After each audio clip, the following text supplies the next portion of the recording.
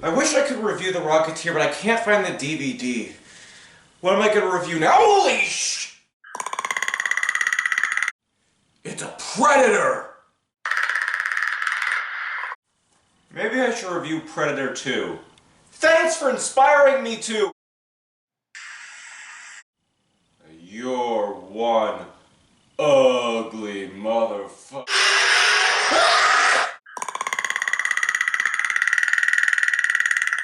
Hello and welcome. As you can tell by the title, I'm the Obsessed Movie Man, O.M.M.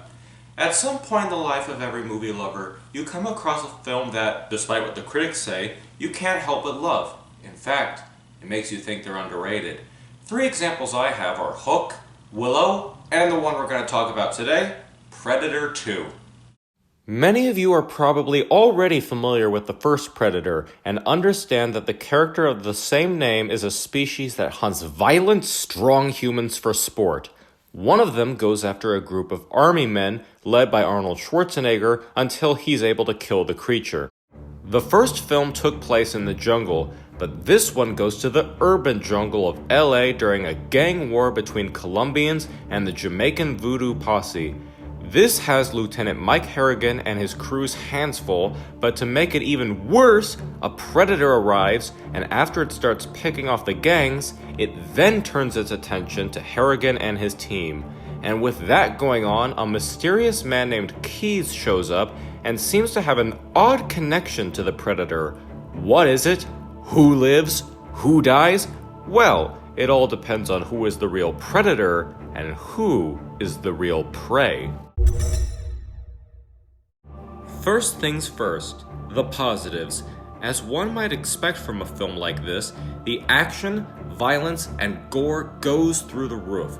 While I personally am more entertained by the action in the first film, this is still a roller coaster of testosterone.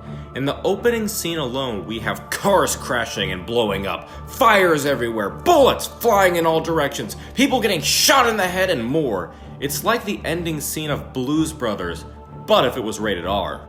And speaking of the R rating, the film was almost going to get the new NC-17 rating until it was cut and re-edited and then given the R rating, which it well deserves. My favorite battle in the film is actually the one you don't get the best view of, and that's the subway scene. At first, it's almost comedic where we see gang members and cops with guns out, followed by normal passengers. It feels like this should be in some sort of spoof like Naked Gun. But then, things get better when the Predator shows up and takes on all the armed people. Another aspect I like about the film is the casting of Danny Glover as Mike Harrigan. Now, when you see Arnold in the first film, you can see him taking on an alien hunter, but Danny Glover, you don't see that initially until you realize that while Arnold was smart in the first film, Glover focuses more on the brains than the brawn. It's a familiar character, I'll admit, with him being a cop who doesn't play by the rules and has an angry boss. But truth be told, I get a kick out of that cliche. Rarely does it bother me, and Glover puts so much anger and tenacity into this character that I almost like him more as the lead protagonist in this film than Arnold in the first. Credit should also go to Kevin Peter Hall, who plays the Predator for the second time, as he played the Predator in the first film as well.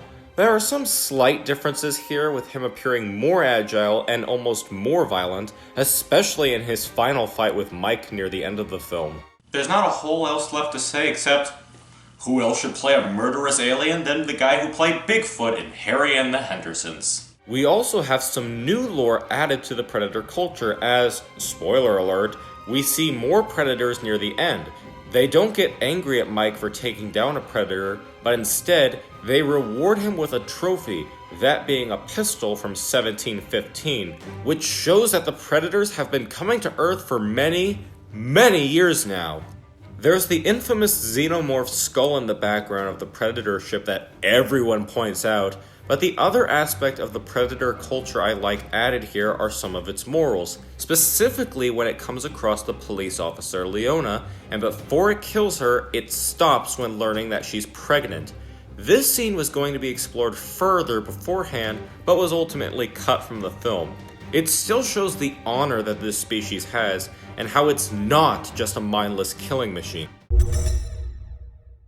In all honesty, one of the things I found disappointing is that we didn't explore the Predator going after the gangs that much.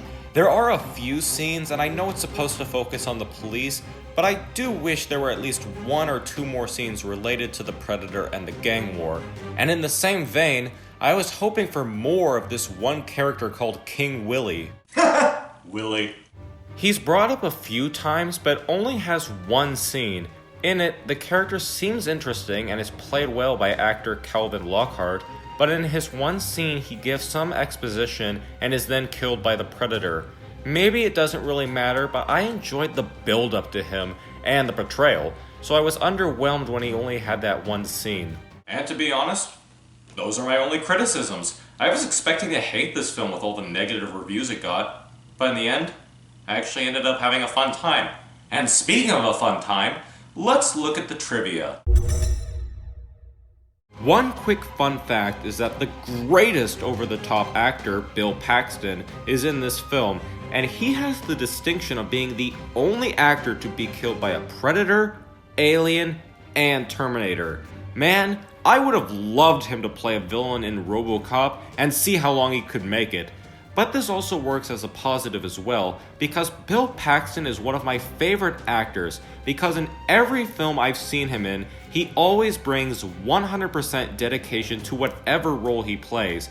I know I just went on a tangent, but I thought I'd save the Bill Paxton stuff for the trivia section. Only thing left to say is, we miss you, Bill. The alley scene with Mike and King Willie had a ton of problems. First off, there was a lot of garbage. Second, there were angry neighbors who were so annoyed with the filmmaking that they threw bottles and bags of crap at the crew. Seriously, no joke, they threw bags of feces. Rats were also a big problem, but the biggest was that the crew actually found a dead body. I'm not messing around with this. An actual dead body was found. No words can accurately express how shocked I was to discover this. On a lighter note, members of the Lakers played several of the Predators at the end of the film. Danny Glover was a fan of the team and contacted some of them to play the Predators. And for those wondering, Arnold Schwarzenegger was given the script, but he turned it down because he thought it was a bad idea to take the setting out of the jungle and into the city. And while I understand his point of view, I think the city angle works as a different kind of jungle, an urban jungle, and also sets it apart from the first film. Maybe I'm more kind to Predator 2 because it was the first Predator film I saw, but even after watching the first film numerous times, I haven't gained any hatred or annoyance for the sequel. I find the idea of the Predator hunting in LA during a gang war to be an outstanding idea, as well as having a less physically strong leading man take on the Predator. The gore and effects are still great, and I love more of the lore added to the Predator culture. So, if you're hunting for one of the most underrated films out in the world, add Predator 2 to your collection. Thanks. This is an O.M.M review. This is O.M.M signing out.